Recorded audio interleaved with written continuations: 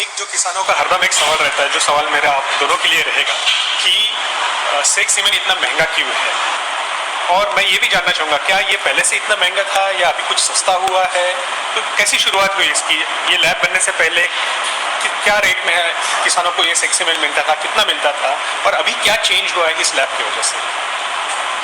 देखिए, इसमें ये जानना जरूरी है कि 2017 से पहले दुनिया में केवल एक ही टेक्नोलॉजी थी जो सेक सीमेंट बनाती थी, और हमारी जो ये टेक्नोलॉजी है ये दुनिया की दूसरी टेक्नोलॉजी है।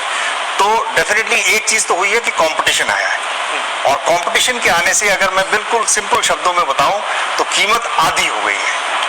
ऐसा शायद ही किसी टेक्नोलॉजी में हुआ होगा कि कीमत आधी हो गई हो। आपने सुना होगा 10% कॉस्ट कम हो गई, 20% कम हो गई, लेकिन ये भारत के किसानों के लिए बहुत जरूरी है कि जो चीज उस समय ये मान के चल लीजिए 2-2 हजार रुपए में मिलती थी, वो आज 1,000 रुपए से भी कम कीमत में यहाँ किसानों को उपलब्ध है। ये सिर्फ इसका एक पक्ष है।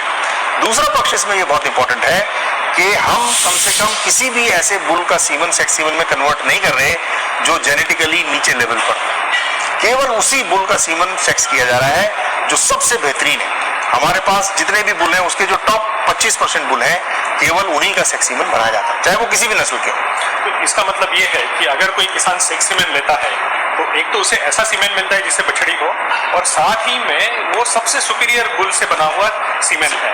तो इसके वजह से अगर वो उसका उचित दाम अगर दे रहा है तो उसको उससे उचित फायदा भी उसको मिलता है। बिल्कुल बिल्कुल। देखिए, अगर इसमें किसी का भी प्रश्न ये है कि मान के चलो मेरे पास 100 बुल है, क्या आप 100 के 100 बुल का सेक्स सीमन बना सकते हैं? इसका उत्तर है बिल्कुल बना सकते हैं, कोई नहीं रोकता, बिल्कुल बना सकते हैं। लेकिन हमने अपना एक वो लिया है, प्रण लिया है कि हम इसको ऐसा नहीं करेंगे।